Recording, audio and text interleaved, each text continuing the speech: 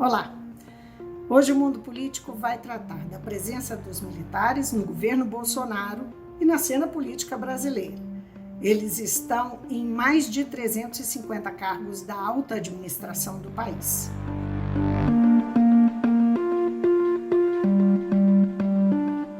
Eu vou conversar com o cientista político João Roberto Martins Filho. Ele é professor da Universidade Federal de São Carlos e um especialista no tema, na instituição das Forças Armadas, no tema militares. Professor, muito obrigada por atender o Mundo Político, a TV Assembleia. Obrigado. Professor, a cena política está bem movimentada pelos militares nessas últimas semanas. Nós tivemos alguns episódios, né? Primeiro tem uma discussão sobre uma possível demissão do Pazuello, o general Pazuello, que comanda, um general da ativa que comanda o Ministério da Saúde. Nós tivemos também, nós vamos ter também anunciada a chegada do general Lune Silva na presidência da Petrobras, que até o final do mês deve acontecer. Né? E tivemos o episódio do livro publicado do general Vilas Boas, que causou aí muito burburinho, muito barulho, e hoje, inclusive, nós temos centenas de militares no alto escalão, 300 e mais de 360 militares no alto escalão do governo, e 6.000 em todo o governo, 6.100. Nós podemos dizer que os militares, de alguma forma, voltaram ao poder depois da ditadura? Eu acho que sim. Você mencionou o livro, que é um livro que vai ser sempre uma fonte de consulta para entender essa questão da participação militar na política, que é o do general Vilas Boas, onde fica claro que ele não agiu individualmente, não é? Que antes de fazer aquele tweet de abril de 2018, diz ele um alerta e dizem outros uma ameaça ao Supremo Tribunal Federal, ele conversou, como era de se esperar, com o alto comando. As coisas nas Forças Armadas não se dão assim por decisão própria, né? Embora ele fosse o comandante. Então, houve um projeto que alguns chamam de um projeto de guerra híbrida, né? De atuação coordenada das Forças Armadas, principalmente do Exército, para voltar ao centro do poder político. Esse projeto foi bem sucedido. O candidato da época, que havia um candidato de centro-esquerda e um candidato de direita assim, mais extrema, e venceu o candidato, que é o Bolsonaro, que tinha sido capitão, né? Alguns dizem que ele era tenente, não, ele era capitão, porque ele cursava a escola de aperfeiçoamento de oficiais, que é chamada a Casa do Capitão, portanto, ele era capitão. E alguns dizem que ele foi expulso do Exército, mas ele também não foi. Ele, depois de absolvido o Supremo Tribunal Militar, que tinha sido condenado na primeira instância, ele saiu para se candidatar a vereador do Rio de Janeiro e começar uma carreira política. Qual é a evidência de que eles efetivamente voltaram ao poder político de forma direta, né? Porque é evidente que o Exército sempre age, tem uma presença política, mesmo quando ele se restringe à profissão. Uma das evidências você mesmo mencionou, 300 cargos ou mais em alto escalão e, dizem alguns, até 11.000 cargos em toda a administração pública. Não é? A segunda evidência é que qualquer pessoa vê o tempo todo a presença de generais em qualquer ato do governo, na linha de frente. Praticamente, vamos dizer, o núcleo que convive com o presidente todos os dias, a questão de metros do gabinete dele, é composto de generais. Um outro fato que é muito importante ressaltar é que eles acabaram fazendo parte da dinâmica política do regime. Quando você pega, por exemplo, os governos que existiram entre o governo Collor, Fernando Henrique, Lula e Dilma, E mesmo, em certa medida, o governo Temer, a dinâmica política passa, como geralmente acontece nas democracias, ela acontece principalmente dentro do Congresso Nacional. É onde se dão os embates políticos entre os vários partidos. Mas a dinâmica política desse regime, que começa em janeiro de 2019, ela está o tempo todo marcada pela presença militar. Vou dar um exemplo. A gente faz aqui um levantamento de publicações de matérias sobre militares e guardamos os links, não é?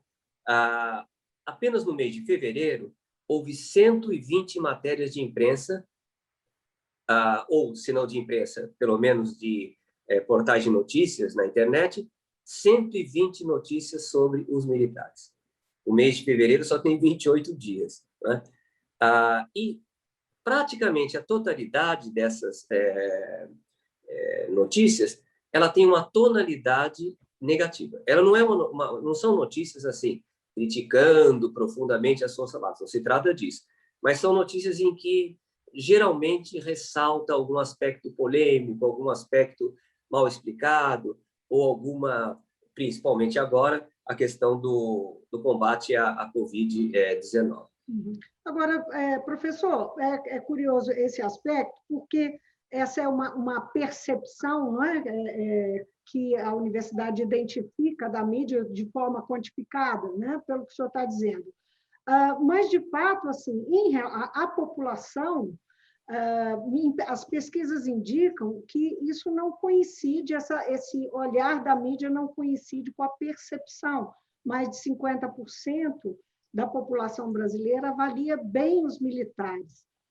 Como é que o senhor enxerga essa avaliação, essa percepção, e o que significa o olhar da mídia e uma avaliação que não vai ao encontro, né, desse olhar?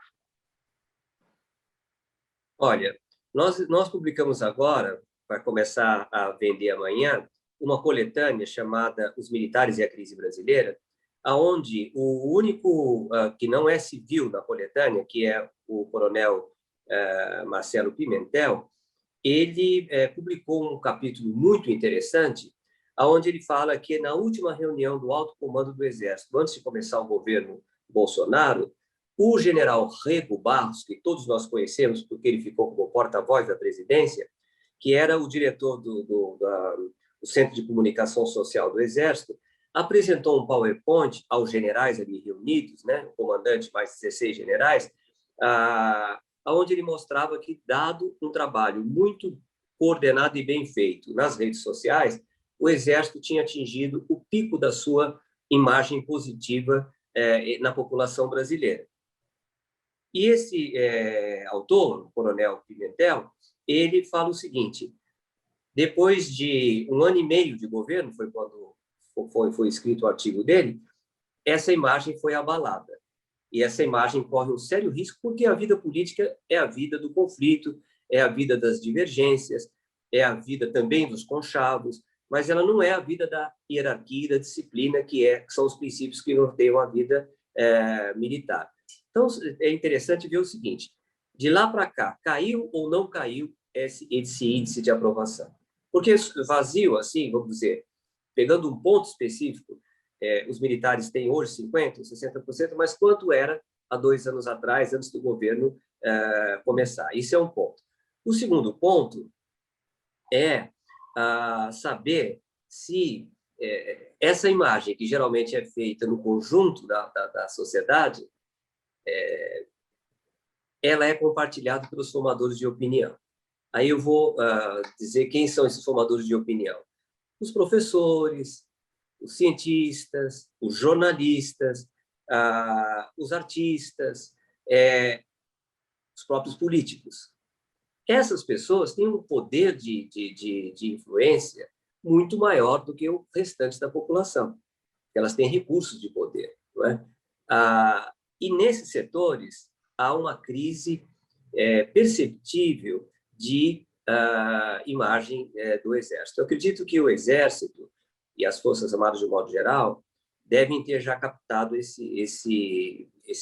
essa crise, né? Isso se percebe por vários índices. Eu estou falando um deles aqui, que são as matérias de imprensa.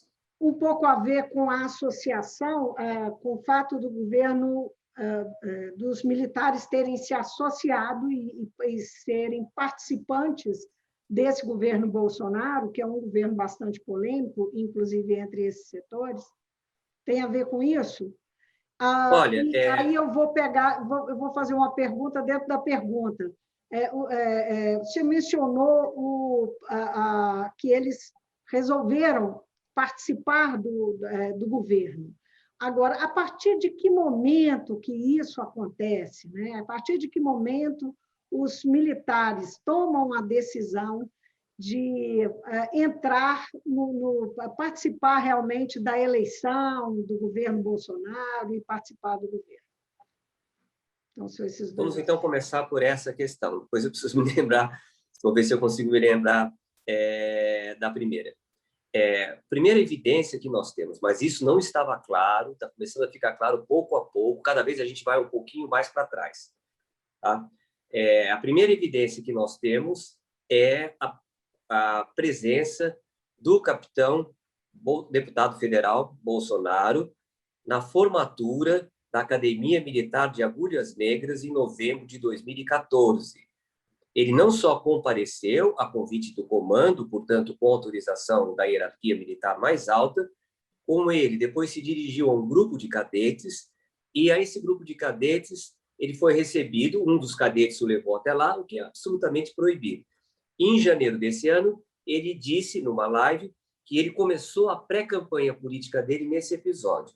Ora, isso é totalmente irregular, porque não se pode fazer campanha fora da época, não se pode fazer campanha em próprios públicos, principalmente em recintos militares. Não é? Nesse episódio de novembro de 2014, em que ele caminha em direção a um grupo bastante grande de cadetes, oficiais agora do Exército, porque já se passaram 6 anos, ele é recebido, na época não havia o grito ainda que o caracteriza hoje, mito, mas ele é recebido aos gritos de líder. E ele fala para eles, olha, estou lançando a minha candidatura a presidente da República, 4 anos antes, então, da campanha eleitoral, e eu quero jogar esse Brasil para a direita. Ora, não existe uma mensagem político-eleitoral mais clara, embora o comandante do Exército que escreveu esse livro que você mencionou, o general Vilas Boas, insista sempre. Agora ele tem uma doença degenerativa, ele está impossibilitado de se comunicar, mas ele sempre insistisse que o Exército não participa do governo como instituição. Ora, a fronteira é muito difícil de saber, mas para a população em geral, não existe distinção entre ter vários generais dos cargos mais importantes do governo e a instituição militar. Tem que ser muito sutil para perceber essa diferença. O fato é que o comandante do Exército atual, o general Pujol, ele tem sido bastante discreto. Mas a imagem que passa para a população é que existe uma associação, isso eles mesmos reconhecem, entre a imagem do presidente e a imagem, principalmente, do Exército. Ora, numa crise sanitária como a que nós estamos vivendo agora, uma crise econômica, inclusive, é evidente que as duas imagens vão sofrer, né? Porque é impossível alguém ter uma boa imagem diante de situações como essa. Você diria, então, que houve um projeto para que eles retornassem ao poder, na medida que permitiram campanha dentro não é, do ambiente militar e tal. Isso. Houve um projeto. Dessa escola militar, que é a Academia Militar das Agulhas Negras, que fica em Resende, Rio de Janeiro. Uhum. É evidente que, em novembro de 2014, ninguém sabia ainda se esse candidato teria qualquer chance, aparentemente não teria. Mas o que eles fizeram foi salvar essa alternativa. Tá? Então, essa era uma alternativa surpreendente, porque até aí a hierarquia sempre via os pronunciamentos do capitão Bolsonaro no Congresso como bem mais radicais do que as visões preponderantes no Exército. É evidente que aí não se sabia ainda. Basta dizer que eu dei um curso fora do Brasil em março de 2018 e ainda naquele momento eu afirmei que o candidato não passaria de 18%, que era a votação que ele tinha nos últimos anos. Mas, note bem, o general Vilas Boas também sempre destacou, e a gente ficava entusiasmado quando ele falava essa coisa, ele falou várias vezes, depois do afastamento da presidente Dilma, que não havia nenhuma possibilidade de um golpe de Estado e não havia nenhuma possibilidade de uma intervenção militar na política. Mas é porque, efetivamente, a via que eles tinham escolhido era voltar no bojo de uma vitória civil. Essa vitória civil poderia ser o Bolsonaro, e depois acabou se firmando por ser do Bolsonaro, tanto é que o vice dele é um general, o general Mourão, mas ela podia também ser outro candidato de direita. Então, não havia essa perspectiva de assumir um golpe de Estado no sentido tradicional. Isso não havia. Mas um projeto de retorno. Um projeto de retorno. Mas a reiteração pelo general Vilas Boas de que não haveria um golpe de Estado, de certa maneira, desviava nossa atenção para esse projeto que hoje em dia está mais ou menos claro. Porque a gente dizia, bom, então não existe essa possibilidade. O tweet que o general Vilas Boas fez, como o senhor mesmo mencionou, teve a participação do alto comando do Exército e foi uma advertência ao STF. Como em tantos outros momentos, a gente assistiu o comportamento dos militares quando estavam no poder ou fora dele, uma expressão uma expressão de tutela, um sentimento de que são tutores do país. Isso sempre, ao longo da história, está presente, né, no comportamento deles. O que isso revela da história do militarismo no Brasil?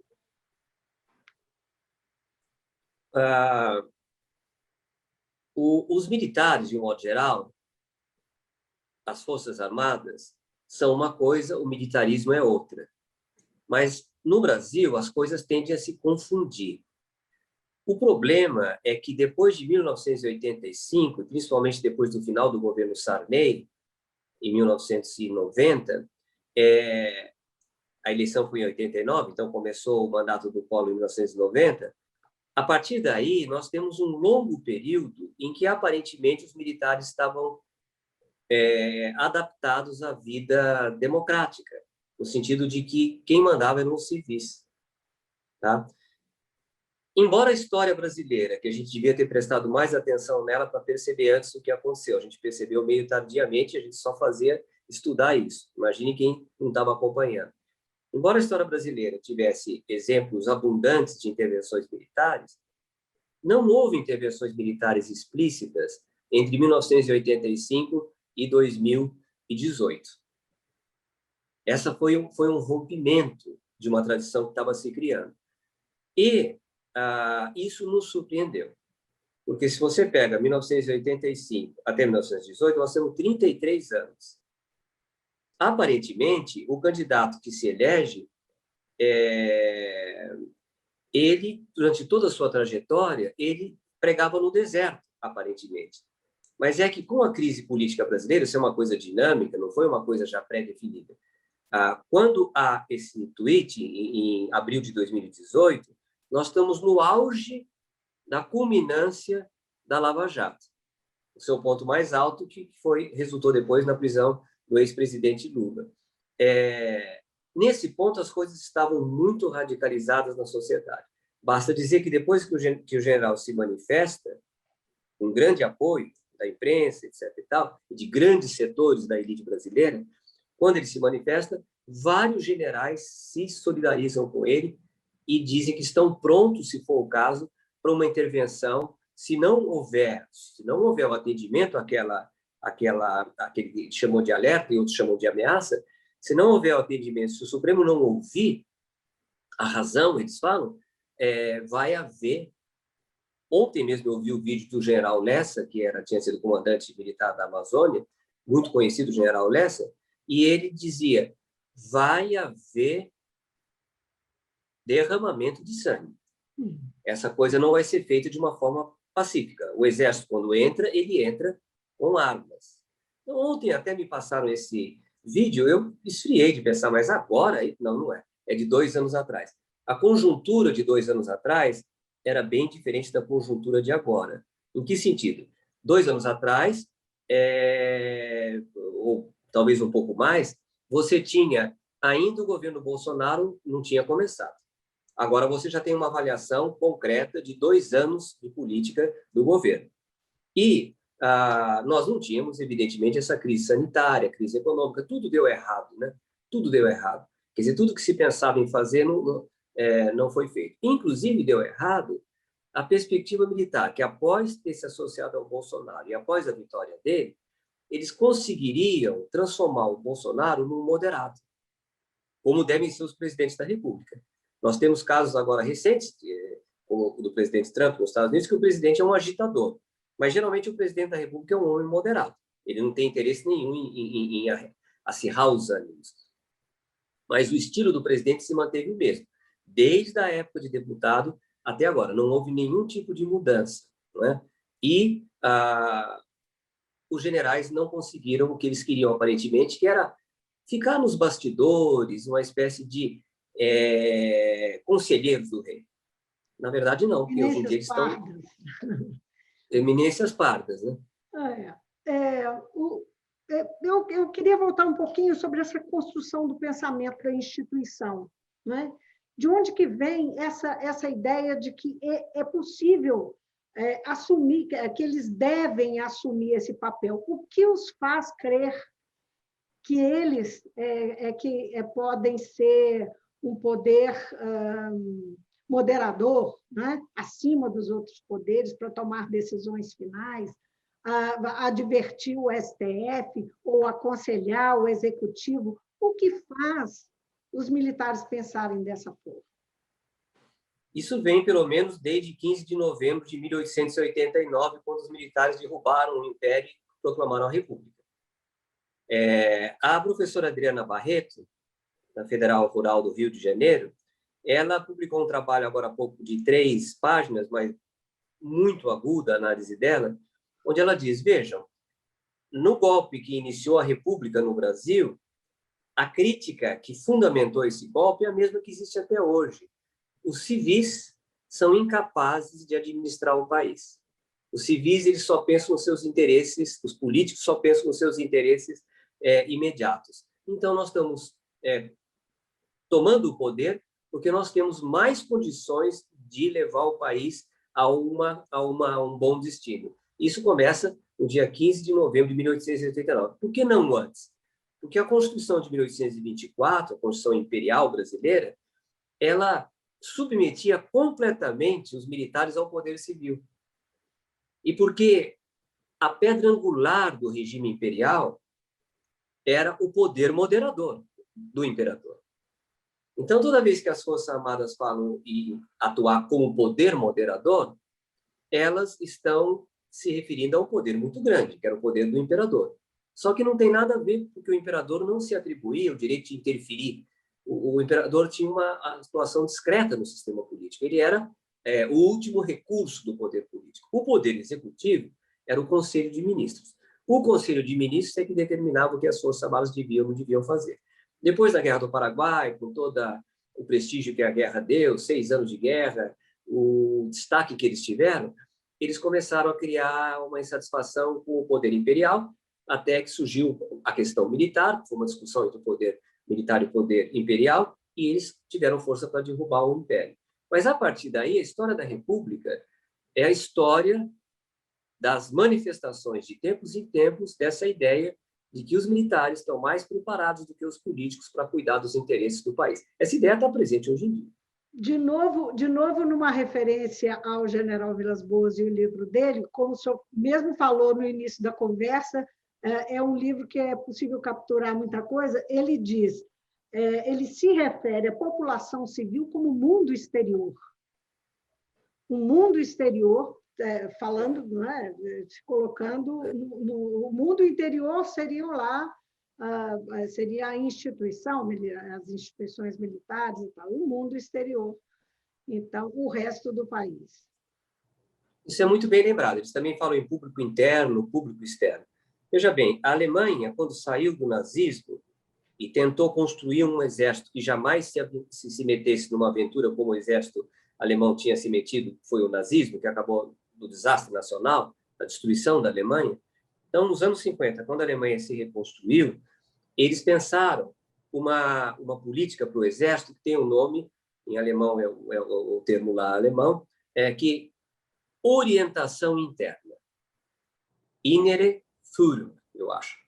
A orientação interna seria o exército devia fazer parte da sociedade. O exército, que sempre se viu, desde a Prússia, como um Estado dentro do Estado, ou como você disse, vendo o mundo como um mundo externo ao mundo militar, o exército tinha que se integrar à sociedade alemã, o exército tinha que ter soldados próximos do cidadão, falavam até soldado-cidadão, e, no limite, o exército devia refletir as várias divisões políticas da sociedade alemã. Não seria condenável se tivesse, usando o caso brasileiro, então, oficiais favoráveis ao PT, ao PSDB, ao PMDB, ao PSL. Isso é dogma aqui no Brasil, não pode haver isso. Mas no exército alemão pode. Por quê? Porque o exército alemão achava que o encapsulamento do mundo militar e a oposição do mundo militar ao mundo civil em termos de valores foi a origem da militarização da política alemã que levou ao nazismo. Essa militarização é mais antiga, ela que levou à Primeira Guerra Mundial também. Então, esses princípios do exército alemão são muito interessantes. Não vai haver possibilidade evidente, o Brasil tem uma história muito diferente. Mas, para pensar que eles pensam em 3 princípios, né? A legitimidade, a legalidade e a integração com a sociedade civil. Agora, Lula ressurge nesse momento e dá uma mexida, uma sacudida na cena política nacional. Não é? Ele que deve estar sendo aí projetado como o principal adversário de Jair Bolsonaro. O que pensar do comportamento dos militares diante de uma perspectiva de as esquerdas voltarem ao poder, né, derrotar Jair Bolsonaro em 2022. Lembrando que foi para a rua, uma turma grande foi para a rua, aí, não uma turma grande não, mas foram algumas centenas de pessoas nas capitais, foram para a rua para pedir intervenção militar, para falar contra medidas de restrição dos governadores e contra o STF por ter soltado Lula, mais especificamente, por ter soltado Lula. Como é que o senhor vê esse momento, né? Esse personagem Lula entrando, a reação que os militares podem ter, enfim, o que pode acontecer a partir de agora? Olha, quando o Maquiavel escreveu aquele livro clássico sobre a política, que é O Príncipe, ele dizia como que é possível conquistar e depois manter o poder. Ele dizia que é indispensável para manter o poder você ter o que ele chamava de virtude, que não é bem virtude, mas era uma capacidade de liderança excepcional. E ele escolhia lá uma personagem da época dele como um exemplo de governante. Ainda assim, acompanha a trajetória, diz até que esse personagem foi a inspiração do Príncipe de Maquiavel, até que em um momento determinado a vida dá uma guinada e fatores inesperados transformam o que era um grande líder, ele cai do poder e é brutalmente assassinado. Ora, ele era o Duque Valentino, filho, inclusive, do Papa Alexandre VI. Se nesses 2 anos nós não tivermos exemplo de que a liderança política máxima do país tem essa capacidade de virtude, de saber dirigir, imagine numa situação dessa estourar uma bomba, que Maquiavel dizia, de repente um rio vem das montanhas e arrasta tudo no seu caminho. Isso foi a pandemia. Um segundo momento em que uma coisa inesperada aconteceu e mudou completamente as condições é essa volta do Lula. O Lula não tinha a menor ideia de que ele ia voltar de um dia para o outro. Ele não estava preparado para isso. Mas quando ele percebe essa oportunidade, ele captura a oportunidade muito rápido E ele se coloca como uma coisa que não existia até há pouco tempo atrás, poucos dias atrás. Bolsonaro ocupava todo o espaço político. Não havia nenhuma competição. Agora o Lula aparece, de repente, como um contraponto. Tudo que o presidente faz, ele pode falar em seguida e criticar, etc. e tal. Então, houve esses dois impactos muito grandes da fortuna, daquilo que a gente não prevê, não controla. Uma foi a pandemia e agora foi a volta do Lula. E o Lula se coloca agora como uma pessoa que já cumpriu uma pena, não é? Que ele fala injusta, mas que ele é um homem que ele se coloca como sem mágoas, mas muito sofrido. Ele passou por isso, aquilo. Ele só não mencionou no discurso dele o neto que ele perdeu, porque acho que aí ele perderia o controle emocional. Mas ele se apresenta como uma pessoa que está num patamar agora diferente. Então, está aí um impacto novo e que realmente estava completamente fora dos planos, tanto do Bolsonaro quanto dos militares que apoiaram o Bolsonaro. E aí não se pode, pelo que eu entendi da sua fala, o quanto o desempenho do presidente é fundamental para conseguir manter esse apoio, conseguir manter em torno dele os militares, ou não? O que a gente pode esperar? Ou os militares vão tentar se manter no poder o caminho que eles recuperaram, eles não vão querer abrir mão dele? Para ficar ainda nesse tema do Maquiavel, os militares citam muito Maquiavel, mas não leram Maquiavel, que é um autor muito difícil de ser lido, embora aparentemente fácil, né? Então, eles citam muito o Maquiavel como um defensor da arte da guerra. Realmente, ele escreveu até um livro com esse tema. Agora, a lição principal que pode se tirar de uma boa leitura do Maquiavel é que um governo capaz de manter o poder e crescer a sua popularidade, aumentar a sua liderança, é uma exceção. Em geral, os governantes podem chegar ao poder e depois eles fracassam. E, inclusive, ele diz o seguinte: alguns não precisaram de virtude para chegar ao poder porque foi uma sorte. Eles foram carregados ali, de repente eles eram presidentes da República.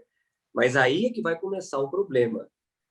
Se talvez uma leitura de Maquiavel pudesse ensinar, olha, apoiar tão diretamente uma liderança política controversa, isso tem uma alta possibilidade de dar errado.